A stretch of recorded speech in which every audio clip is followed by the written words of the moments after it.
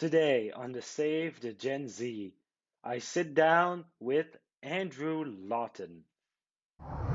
I've always been passionate about free speech. That was one of the big issues that really the Canadian blogosphere was grappling with when I got involved. There is a shattering of this narrative, and I think it's something that we need to see people understand, that the media caricature of what a Trump voter is pretty different from what a Trump voter actually is. And I do think it is interesting that a lot of these people were boarding businesses up not because they were terrified of what would happen if Biden won, but because they were terrified of what would happen if Trump won. If people are continuing to be told that all they have to do is stay home to save lives, and that never ends. Remember, the 2 weeks to flatten the curve has now Oh, stretched into yes. 8 months. People won't buy into it. But you're right, the cancel culture is a big problem now, and we understand that eventually this culture will consume everyone. So if people don't stand up and say stop now, it's not that long before they're in its crosshairs.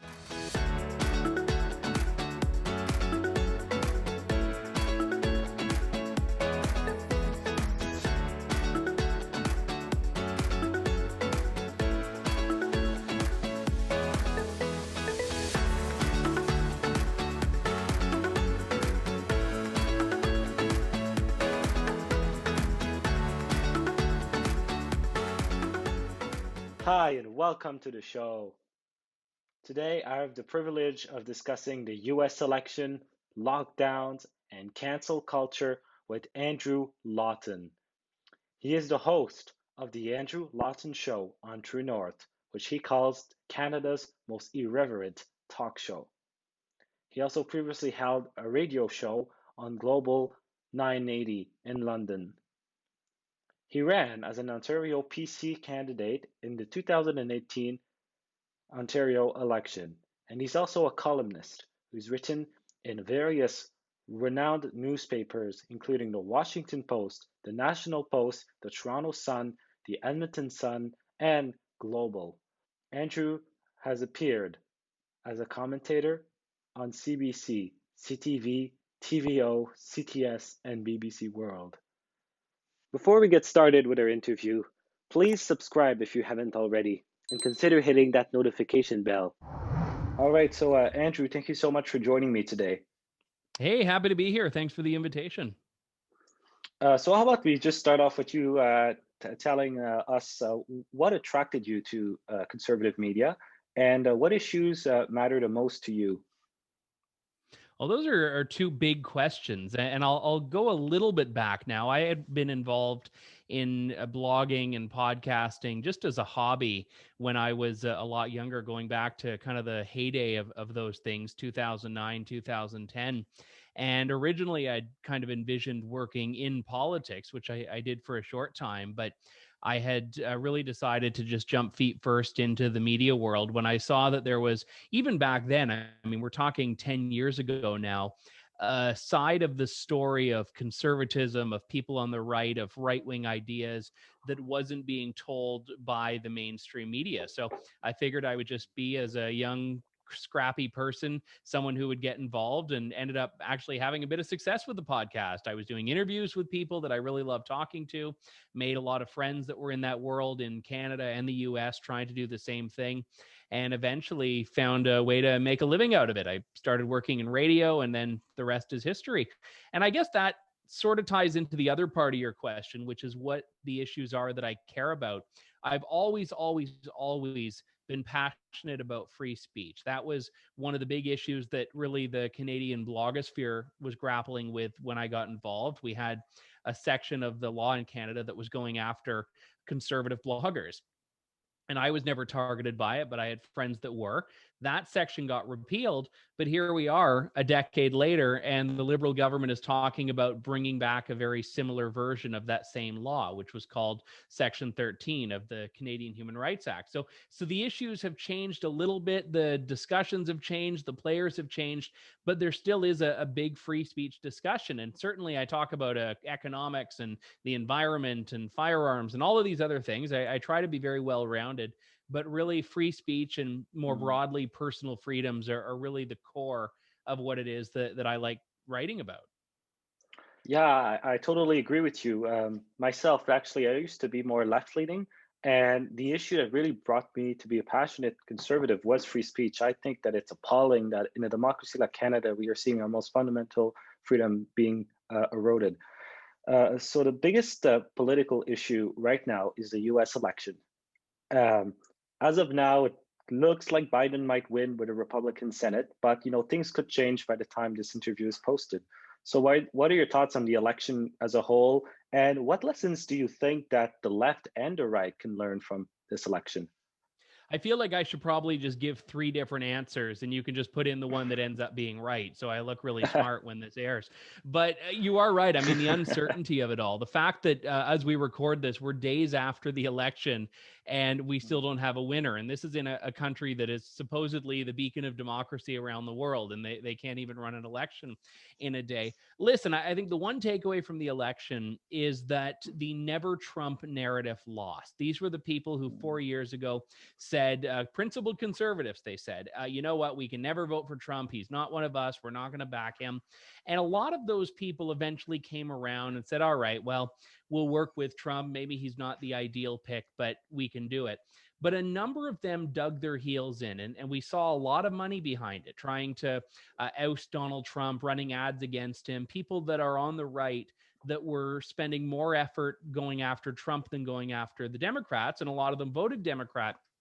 And the thing is, they ended up losing. I think there was this belief that they had, and that a lot of people on the left had, that there was going to be this massive upset. Joe Biden was going to win, every electoral college vote except for maybe the ones in Wyoming. And there was going to be this, for lack of a better term, this grand awakening that Trump was a mistake. And that didn't happen. The fact that the election is as close as it is tells us that there was still a constituency that wanted Trump, liked Trump, or at the very least liked him more than Biden or trusted him more than Biden. So I think the takeaway from this is that you can't discount people that have very legitimate concerns about how their country is being run, the way that a lot of the media did towards Trump voters. The names that people have been called for the last 4 years, they're racist, they're sexist, they're this, they're that. And a lot of them are just ordinary people trying to get by that saw an ally in Trump, whether they're right or whether they're wrong. You can't vilify half of a country and expect that that's not going to backfire. So I think that has to be the lesson that comes out of this. Yeah, I totally agree. And you brought up the media narrative and also the polls. They were saying that this was going to be a Biden landslide. He was going to win Texas. He was going to win all of these traditionally Republican seats, and Trump would just be completely booted from the White House on election night. Mm-hmm. Now, this didn't happen. And Trump actually made gains in every single demographic except white men, breaking another narrative that the minorities and the women would rise against him. What why do you think that the polls keep on getting it wrong? And do you think that the mainstream media has lost credibility over their inaccurate reporting? I think both of those things are very true. And I think they're very good observations. Listen, I think there was an interesting dynamic that happened on election night when Trump won Florida. And that was in large part due to Latino voters that came out and supported him in very large numbers, more than any other Republican president in the history of American elections. And we saw on Twitter, not that Twitter is always, the best marker for reality, but we saw on Twitter people that started to draw a line and say, oh, no, those were Cubans. They're not real Latinos. They're not real Hispanic voters. And they're trying to already draw that line, like you just said, around, okay, well, those people, no, they don't count because they voted for Trump. And as we see the rest of the results come in, including in Texas, where Trump won Starr County, which is the most Hispanic county in the entire country. And he did this. That wasn't Cubans. It's not Cubans in Texas. It's Mexican Americans and people from other parts of South and Central America. And Trump won them over. So there is a shattering of this narrative. And I think it's something that we need to see people understand, that the media caricature of what a Trump voter is pretty different from what a Trump voter actually is. Mm. And even if Trump ends up losing the election, there still needs to be an understanding of that dynamic, that the idea of just, the racist, bigoted, old white guy as being the Trump base was actually not true this time around. Absolutely. And Trump, targeted Latino voters. He was running ads on Spanish news stations. He was Black voters as well, a big part of yeah, his campaign strategy. absolutely. And, a lot of Black people are seeing what's going on with BLM and the radical left using them as a prop, and they rejected that. And that kind of leads on to my next question is, we've seen with this election and before that, the radical intolerant left, rioting every time and protesting and whenever they don't get their way, to the point where, a lot of cities, they were boarded up on election night in case of a Trump win. Um, as of now, since Trump is losing, Trump supporters are starting to protest, but it's all peaceful, all civil, no unrest. Why does the left act violently when they protest? And do you think that if Biden wins, they will have learned that that gets them what they want? One of the reasons I think Biden did better than a lot of other Democrats would be is because he actually isn't the radical that a lot of other people are. I mean, he understands that that's a part of the Democrat base. He understands the importance of getting votes from all parts of the American left. But he has been traditionally a lot more moderate. And that was why he actually had to run to the left a bit when he was running in the primary. The reason I bring that up is because there are a lot of, I think, Democrats, good, ordinary people that happen to be on the left that are pretty terrified of the protest mentality. You see it in Portland, especially. You see it in San Francisco. You see it in other cities. And ordinary people that are thinking, okay, hang on, I'm not sure I can get on board with that. There was that famous video that went viral during the initial wave of Black Lives Matter protests this year, of a bunch of white guys in some, condo building giving a thumbs up to the rioters in the street as they walked by. And then the rioters like throw a brick up and it smashes the window of the white guys that were giving them the thumbs up. I mean, that you can't meet people halfway that are intent on violence and destruction and looting and burning. And I do think it is interesting that a lot of these people were boarding businesses up, not because they were terrified of what would happen if Biden won, but because they were terrified of what would happen if Trump won. Absolutely. I mean, that example you gave is actually not one of the worst. There are Black-owned businesses who literally put Black-owned, Black Lives Matters, we stand with you, and they still were burned to the ground. There was I think it was a black gas station owner. BLM was passing by her station. She joined them and clapped them, and they threw rocks into the convenience store part of her station. I mean, these people are complete lunatics. Another, I guess, a big issue in this election, especially when it was being spun by the media, was the coronavirus. Because unlike any other country in the world where world leaders gain popularity, and in the States, it's all Trump's fault, and Orange Man bad.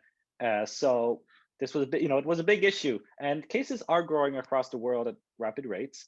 And politicians in many countries, especially in Europe, are reimposing complete lockdowns, despite their great consequences on people's mental and physical health, and the economy.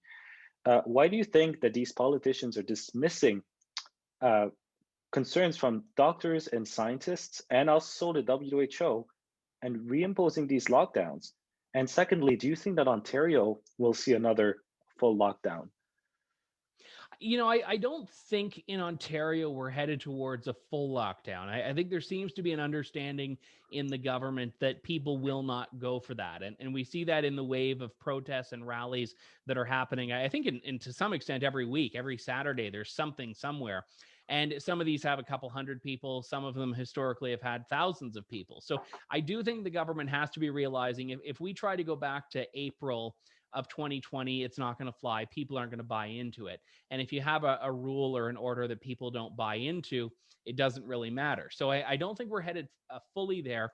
But I do think you touch on an important point about the trends that we're seeing right now. I've been cooped up since March. I haven't really had the chance to do all that much. So, I was looking at places in the world that, might be good to go on a little vacation to. And a lot of places have closed their borders to Canada because they see Canada's cases are going up. But it's interesting. If you look at the charts, The United States, which is held up as being to the media the worst place in the world right now for coronavirus, has actually the same trajectory as France, as Spain, as the United Kingdom, as Germany, as Austria, as pretty much most developed countries in the world. Canada is a bit different because Canada is sparsely populated. We did close the border here. It's not the destination like a lot of these European countries are, where people just always go from country to country and, just on a weekend getaway, we'll just hop on a cheap flight from London to Paris or something like that. But what's happening right now is the US is not all that dissimilar from other places, but they're the ones who are blamed. And the media is the one blaming a particular person. No one's blaming Justin Trudeau for the number of coronavirus cases. People will blame Trudeau and Theresa Tam for certain handling of it. I have as well. But I've never looked to Justin Trudeau and said, these deaths are on your hands. People aren't looking to Boris Johnson in the United Kingdom and saying, these deaths are on your hands, or Emmanuel Macron, France, Angela Merkel in Germany. But people are going to Trump and saying, these deaths are on you.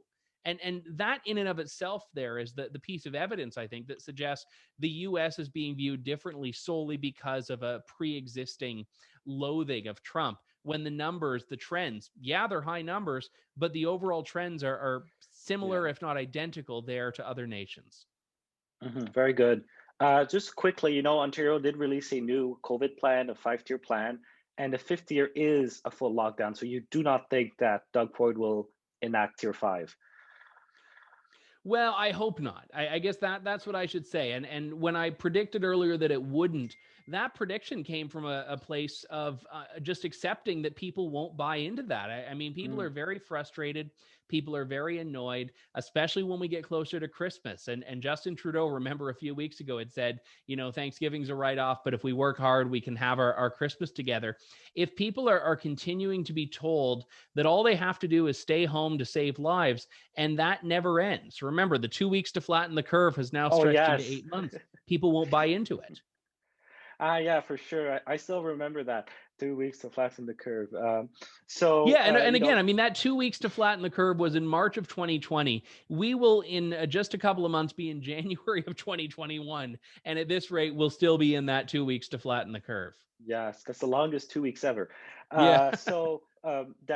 Talking about this, the Doug Ford government, you were a candidate, the Ontario PC candidate in London West in the 2018 Ontario election.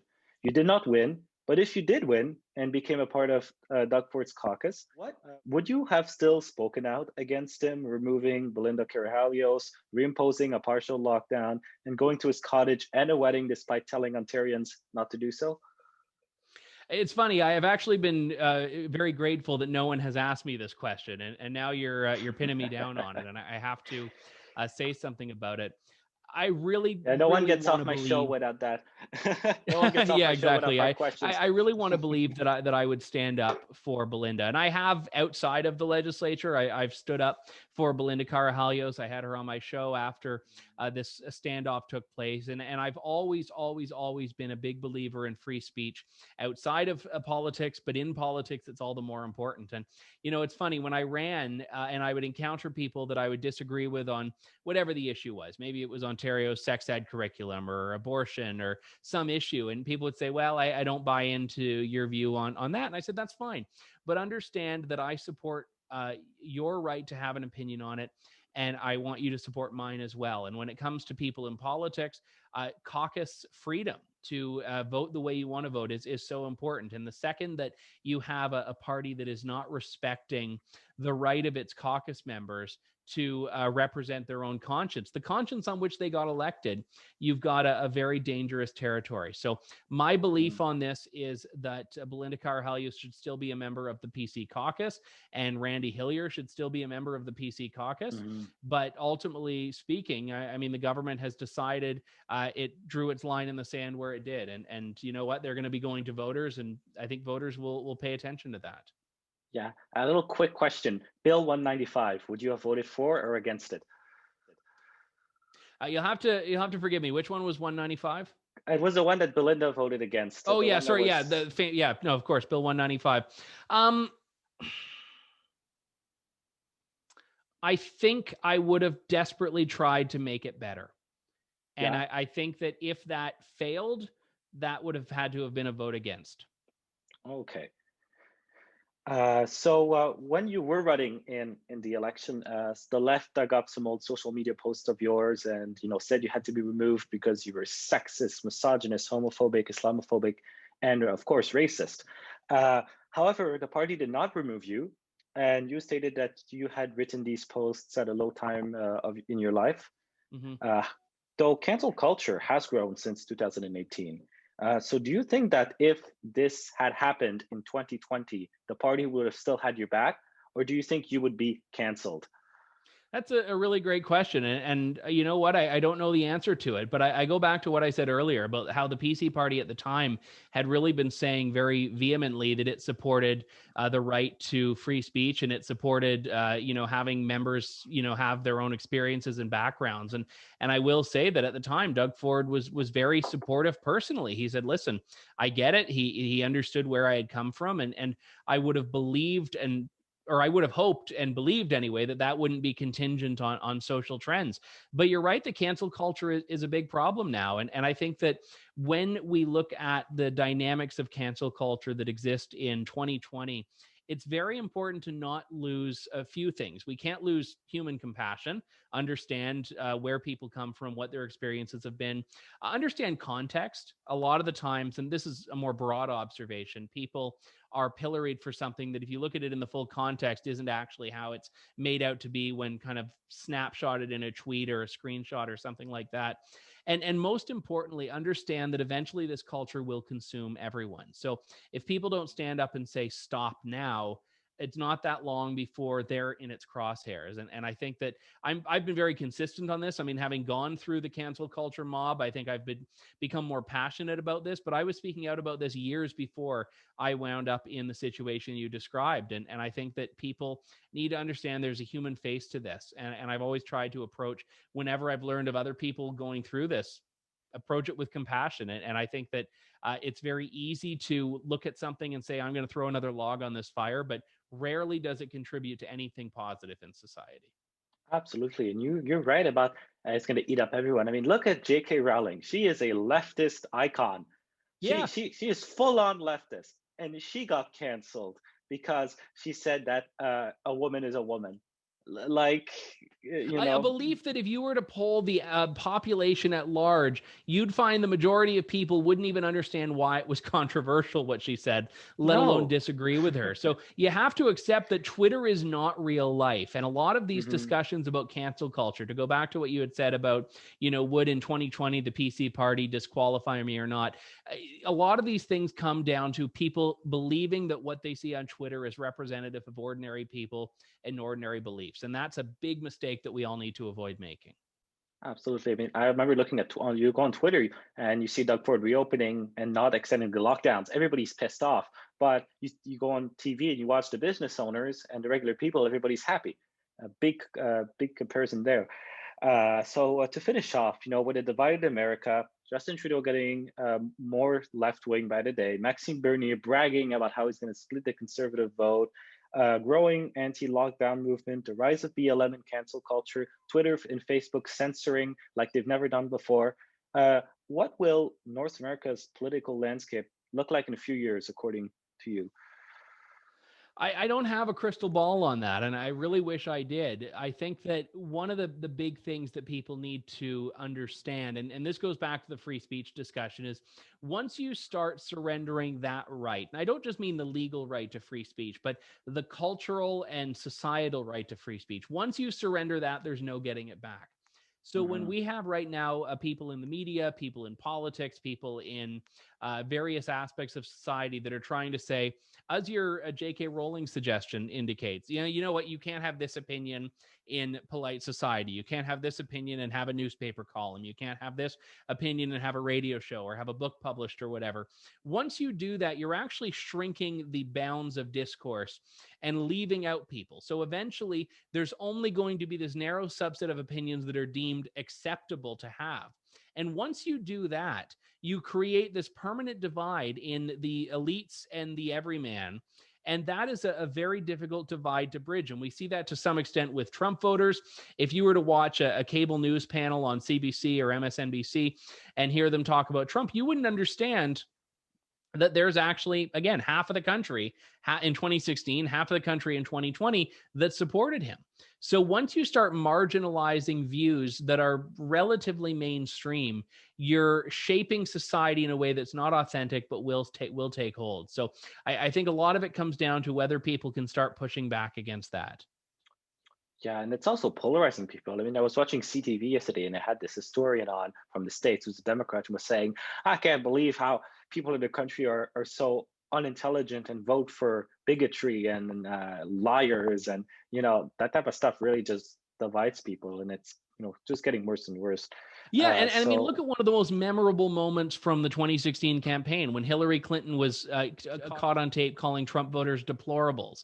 Obama had done something very similar in I think 2004 when he had called people bitter clingers, people that bitterly cling to their guns and their Bible. And we have other cases of that same thing in Alberta. Biden and Trump's Yeah, called. yeah, in Alberta, I think it was the former NDP health minister who called conservative sewer rats or something like that. So you have this, and once you start doing that, eventually people sort of internalize that mindset. But they can go one of two ways. You can either conform or dig your heels in more, and that's where you have that really significant gap when people start digging their heels in, and that's what Trump voters have done. They've kind of embraced it now and being like, no, there are enough of us. I'm not bowing down. Absolutely, you're so right. Andrew, I want to thank you so much for coming on the show today and discussing these important issues. Absolutely. Keep up the great work. I hope that you enjoyed this interview. To learn more about Andrew Lawton and watch his show, check the link in the description. Make sure to like and subscribe, and check out my other interviews on the Save the Gen Z. Thank you, and God bless.